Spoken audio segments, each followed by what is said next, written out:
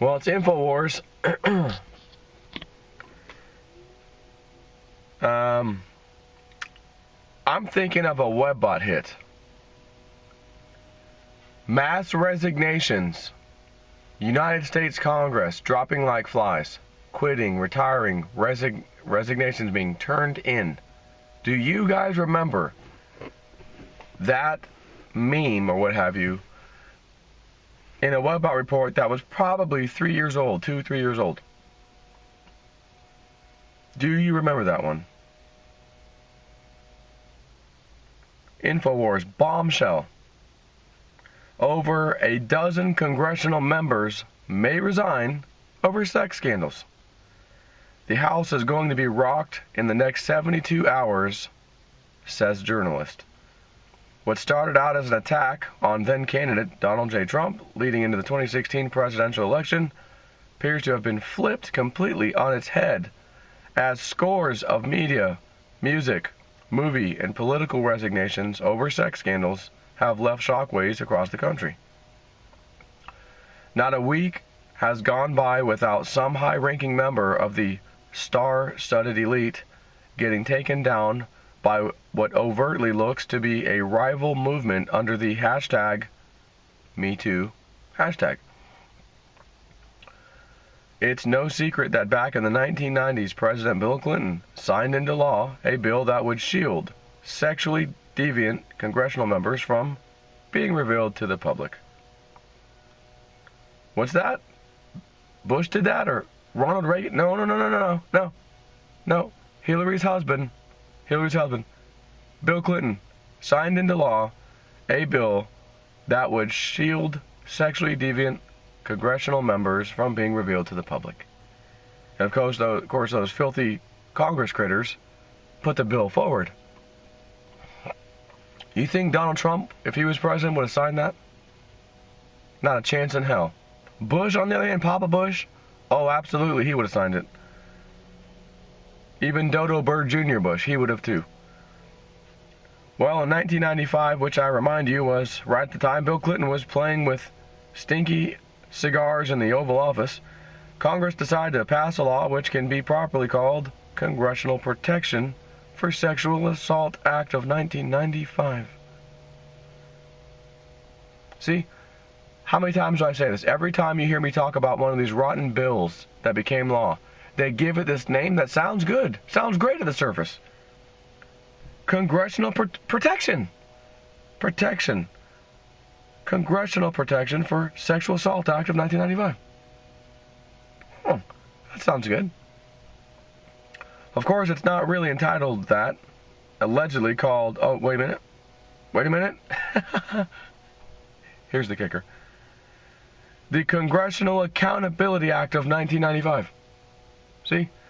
Because if they really called it what it was, people would have been in an uproar. Nope. Let's call it the Congressional Accountability Act of 1995. Hold these members accountable. Nope. We're going to set up a effing slush fund from you rotten moron taxpayers. You're going to pay the bill when they have to settle with someone who they've sexually assaulted. Which is what we found out recently, isn't it? This law was debated. You ready for this? And passed in the House 429 to 0. To 0. Not one effing slime ball said, you know, guys, why are we putting a law that protects us and keeps us shielded when we commit a felony? Nope. 429 to 0. I bet those people have our best interests in mind. It then went to the Senate and was passed by, what's this? Unanimous consent. And was then signed by then President Bill Clinton. You got it. Not one single no vote between the House or the Senate. Democrat, Republican, Democrat, Republican. Wait a minute. Nobody said no. Nobody voted no. This must have been a really good law, right? Well, for Congress it was. if they like to diddle their secretary pages or other people in their offices. Gee, I can see why Bill Clinton liked that bill too. And while that law has thus far kept congressional sexual harassment allegations and settlements completely hidden from the American public, that may be about to change, according to investigative reporter Luke Rosiak, who tweeted a bombshell report via Twitter Friday evening. Mark my words, the House is going to be rocked in the coming 72 hours. TikTok. Congress's human resources scandal is just getting started. I anticipate we will see the resignation of more than a dozen House members over harassment and secret settlements, and soon. 4chan researchers weighed in. Number one, this report is legit. He was behind all the A1 scandal reporting at Daily Caller, highly respected, noticed by all the right people too. Number two, according to Lisa Bloom's blog, the $750,000 for sex assault claim story was held onto by Donald Trump and his lawyers and leaked by quote-unquote them. This is reasonable and probably true even if she hates them. Number three, so why did Trump release that $750,000 story today? He likely had that saved for 9+ months. He often saves up his attacks for the right moment.